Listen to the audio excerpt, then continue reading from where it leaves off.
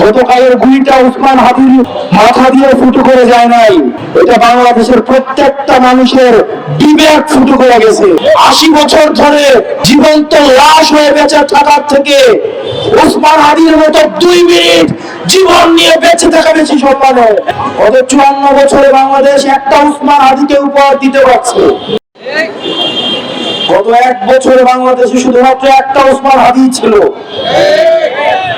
গত ৫৪ বছরে বাংলাদেশ একটা উসমান হাদিকে উপহার দিতে পারছে। দলদাস, সেবাদাস, পদ পদবী, পোস্টিং, প্রমোশন, নিজের ব্যবসা টিকিয়ে রাখার স্বার্থে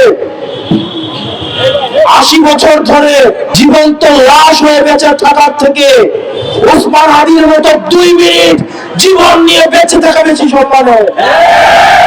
আপনি চাইলে উসমান হাদি হইতে পারবেন না, আমি চাইলে উসমান হাদি হইতে পারবো না। উনি বাংলাদেশকে ইনসাফের পথে নিয়ে যেতে চাইছে।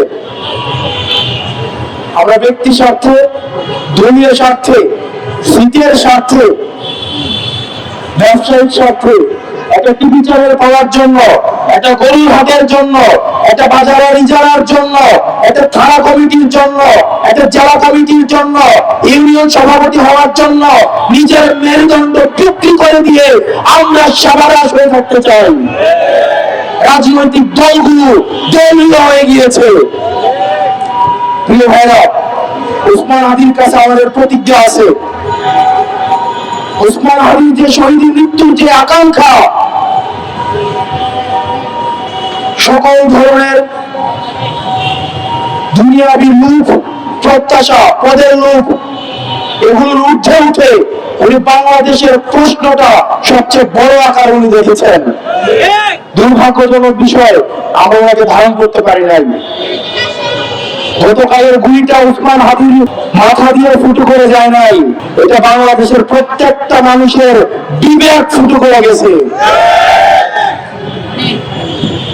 আমরা আওয়ামী লীগের সাথে এখন সবাই পরকিয়া করি। বিশ্ববিদ্যালয়গুলোতে আসে আওয়ামী লীগ এখন মিছিল করে, মিটিং করে। গত ১৭ বছর আওয়ামী লীগ সেবা দিচ্ছে আওয়ামী লীগ নামে, এখন সে হয়েছে আওয়ামী লীগের শিক্ষক, টকশোর বুদ্ধিজীবী, সাংস্কৃতিক কর্মী, নাট্যকর্মী। কোন ধরে বাংলাদেশে কোনো স্পেস হবে না। সে যেই নামেই থাকুক না কেন,